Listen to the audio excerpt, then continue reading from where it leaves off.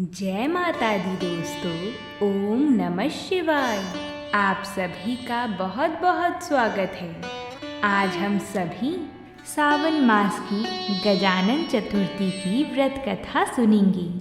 सावन मास की यह चतुर्थी बहुत ही शुभ और पुण्य फलदायी मानी जाती है। तो आइए प्रभु की आज्ञा से कथा को शुरू करते हैं और प्रेम से कहते हैं, बोलिए जय श्री गणेश। जब एक बार काशी नगरी पर आए दिन दैत्यों के आक्रमण होने और विनायक जी द्वारा उनका संहार किए जाने से समस्त प्रजाजनों और ऋषि मुनियों और सभी लोगों को, राज परिवारियों आदि को यह विश्वास हो चला था कि अवश्य ही इन भगवान गजानन ने असुरों और दुष्ट कर्मियों को नष्ट करने के लिए अवतार धारण किया है। इसलिए सभी का यह विचार हुआ कि उनका यथा विधान अभिनंदन एवं पूजन किया जाए। इसीलिए एक दिन अनेक प्रजाजन सूर्योदय से पूर्व ही राजभवन के द्वार पर जा पहुँची। काशी नरेश ने उनका सत्कार करते हुए पूछा, आप लोगों ने किस लिए कष्ट किया है? जो कार्य हो निसंकोच बताइए, क्योंकि प्रजा के कष्टों को सुनना और उन्हें दूर करने का प्रयत्न करना राजा का परम धर्म है। यदि कोई कष्ट ना हो तो भी जो चिंता हो उसे स्पष्ट कीजिए। तब प्रजाजनों ने विनम्र निवेदन किया, हे राजन, अत्यंत सौभाग्य का विषय है कि कुछ दिनों से भगवान गजानन यहाँ विराजमान हैं, जिससे इस पुरी पर आने वाले समस्त संकट शीघ्र दूर हो जाते हैं। लगता है कि इनका आगमन काशी में रहने वाले निवासियों की विपत्तियाँ दूर करने के लिए ही हुआ है। इसलिए उनकी पूजा का सामूहिक रूप से अवसर मिल सके तो यह हमारा परम सौभाग्य होगा। हमें आशा है यह प्रार्थना अवश्य स्वीकार की जाएगी। तब महाराज के स्वीकार कर लेने पर भगवान विनायक का हार्दिक अभिनंदन किया गया। उसके बाद धार्मिक और निर्धन सभी लोग यह चाहने लगे कि विनायक भगवान हमारे घर पधार कर भोजन करें। काशी में निवास करने वाली एक वेद शास्त्र के ज्ञाता शुक्ल शर्मा नामक तपस्वी ब्राह्मण थे। उनकी पतिव्रता पत्नी का नाम विद्रुमा था। यह ब्राह्मण अत्यंत निर्धन थे। जो कुछ भी देव इच्छा से प्राप्त हो जाता था उसी में जीवन यापन किया करते थे। शुक्ल शर्मा ने विनायक जी महाराज से आतिथ्य स्वीकार करने का आग्रह किया। भगवान तो किसी के ऐश्वर्य के भूखे नहीं बल्कि भावना के भूखे हैं।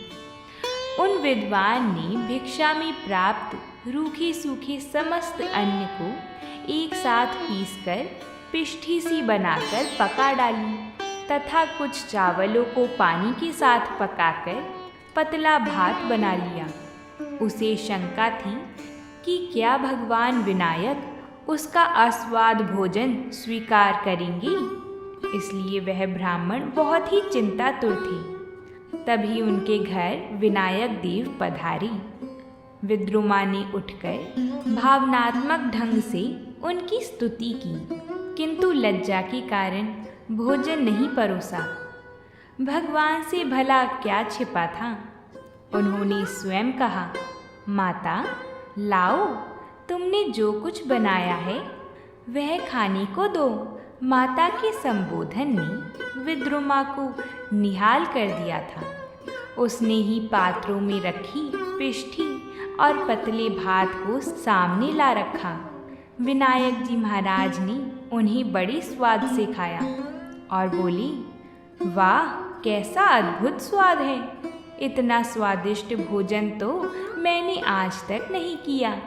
भोजन के पश्चात उन्होंने जल से हाथ धोकर कुल्ला किया और फिर बोले, निष्पाप विप्रवर, मैं तुम्हारी भक्ति से अत्यंत प्रसन्न हूँ, इसलिए तुम इच्छित वर मांग लो।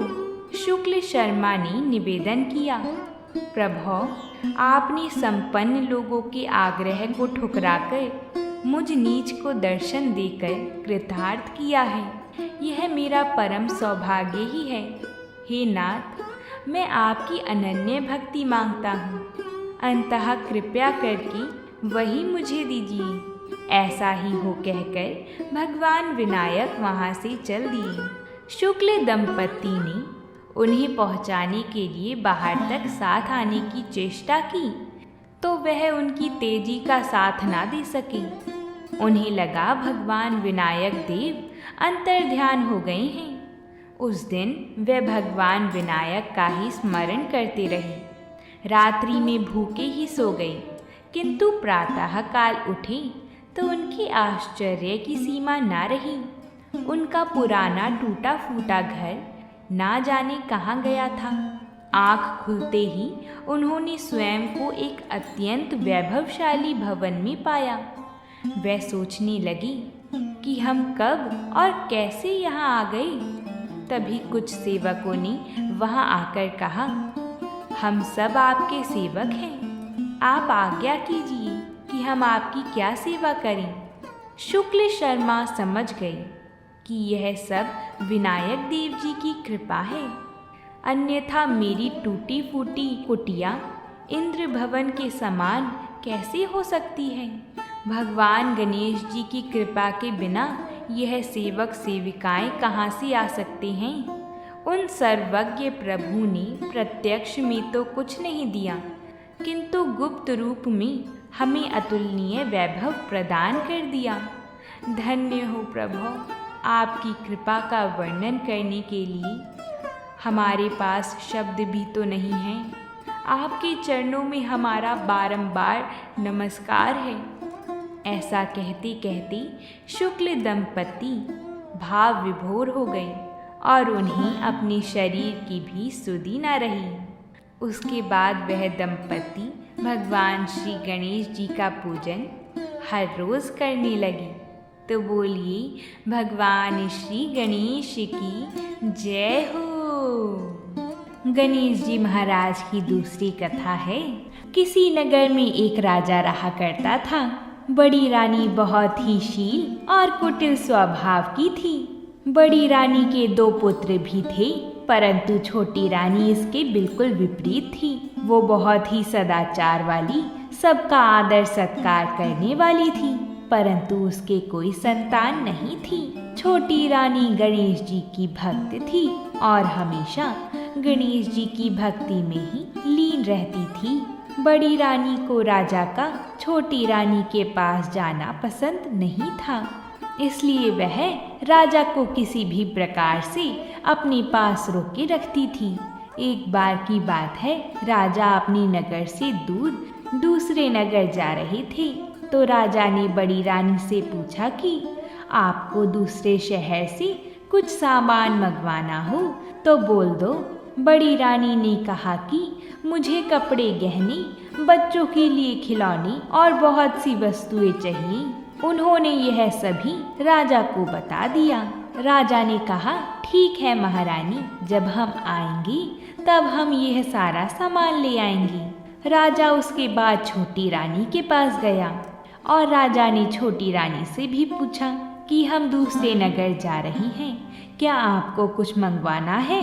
तो छोटी रानी ने कहा कि मुझे कुछ भी नहीं चाहिए, मेरे पास तो सब है और आप जा रही हैं तो जल्दी वापस आइएगा, बस यही मुझे चाहिए। जब रानी ने ऐसा कहा तो राजा को बहुत अच्छा लगा। राजा के साथ साथ मंत्री को भी जब इस बात का पता चला तो मंत्री ने राजा से कहा कि छोटी रानी अपने लिए कभी भी कुछ नहीं मांगती है महाराज, तो क्यों ना हम उनके लिए एक गणेश जी की प्रतिमा ले आएं। राजा यह सुनकर खुश हो गया। आपने तो बहुत अच्छा विचार दिया है। अब राजा दूसरे नगर जाने के लिए रवाना हो गई और वहां से वापस आने से पहले बड़ी रानी के बताए अनुसार सारा सामान दास दासियों के द्वारा खरीद लिया गया। परंतु रास्ते में वापस आते हुए उन्होंने मंत्री से कहा कि वह छोटी रानी के लिए प्रतिमा लाना तो भूल ही गए हैं। तभी थोड़ा आगे चलते हुए उन्हें एक आदमी सड़क किनारे सभी देवी देवताओं की प्रतिमा बेचता हुआ दिखाई दिया। मंत्री ने कहा, क्यों ना प्रभु, छोटी रानी के लिए यहीं से एक गणेश जी की प्रतिमा ले ली जाए। राजा ने कहा, अवश्य। और मंत्री ने जाकर गणेश जी की सुंदर प्रतिमा को उस आदमी से अच्छे दामों पर खरीद लिया। जब राजा अपने नगर वापस आया तो राजा ने बड़ी रानी को उनकी मंगाई सारी चीजें दे दी। फिर राजा ने छोटी रानी को भी गणेश जी की वह मूर्ति दे दी। गणेश जी की उस सुंदर मूर्ति को देखकर छोटी रानी बहुत प्रसन्न हुई और उन्होंने उन्हें महल के मंदिर में स्थापित किया और उनकी पूजा की। उस प्रतिमा के महल में आते ही राजा को शुभ समाचार मिलने लगे। राजा के पड़ोसी राज्य से चल रही बहुत समय की लड़ाई में राजा की जीत हुई। राजा को समाचार मिला कि राजा के राज्य में पानी की समस्या भी दूर हो गई है और सारे जलाशय बावड़ियां भी भर गई हैं। राजा के राज्य में फसल भी बहुत अच्छी हुई और कुछ महीनों बाद छोटी रानी को भी गर्भ ठहर गया। जब बड़ी रानी को पता चला कि छोटी रानी को भी गर्भ ठहर गया है तो वह बहुत विचलित हो गई। उसे लगा कि यह तो बहुत गलत हो गया है।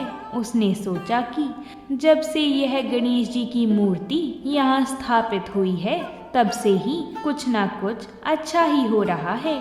ऐसा कहकर बड़ी रानी ने अपनी दासियों से गणेश जी की उस मूर्ति को चुराने को कहा और बड़ी रानी ने उस प्रतिमा को महल के कुएं में डाल दिया। फिर रातों रात ही उस जगह एक बहुत ही सुंदर और बड़ा पेड़ हो गया। उस पेड़ पर सिर्फ एक ही सोने का सुंदर फूल हो गया। सुबह उठकर जब सबने उस वृक्ष को देखा तो वह सभी सोने के फूल को देखकर हैरान रह गए। सब उस फूल को लेना चाह रही थी पर वह फूल किसी के हाथ नहीं आ रहा था। बड़ी रानी, राजा भी आए, उन्होंने भी प्रयास किया परंतु फूल किसी के हाथ नहीं आया। तभी राजा ने छोटी रानी को बुलाने को कहा। छोटी रानी को भी बुलवाया गया।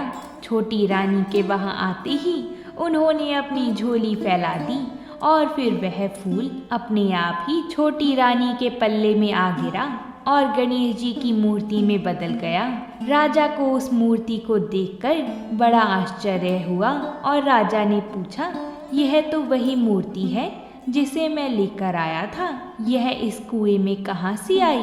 तो छोटी रानी ने कहा कि मुझे इस बारे में कुछ नहीं पता है। फिर वह प्रतिमा साक्षात गणेश जी में बदल गई और फिर गणेश जी ने कहा, जिसने भी इस मूर्ति को कुएं में फेंका था वह खुद बता दे, नहीं तो फिर मैं बताऊंगा। बड़ी रानी को अपने ऊपर शर्म आ रही थी पर फिर भी वह कुछ नहीं बोल पाई। फिर गणेश जी की कृपा से उस कुएं के पानी में सभी को वह दृश्य दिखाई दिया कि कैसे मूर्ति चुराकर बड़ी रानी ने कुएं में फेंकी है। इसके बाद राजा ने बड़ी रानी को दंड स्वरूप नगर के बाहर पुराने किले में रहने का आदेश दिया। तभी गणेश जी भगवान अंतर्ध्यान हो गए। राजा ने महल के अंदर एक भव्य मंदिर बनवाकर उस मूर्ति को पूरे विधि विधान से स्थापित करवाया। छोटी रानी ने 9 महीने के बाद सुंदर पुत्र को जन्म दिया। उसके बाद सारा नगर बुधवार का व्रत करने लगा। बोलिए गणेश जी महाराज की जय हो। अगर आप सभी को हमारी कथाएं पसंद आती हों तो वीडियो को लाइक ज़रूर करें, साथ ही चैनल को सब्सक्राइब भी ज़रूर करें ताकि आपको ऐसी ही कथाएं रोज मिल सकें। प्रेम से बोलिए जय माता दी।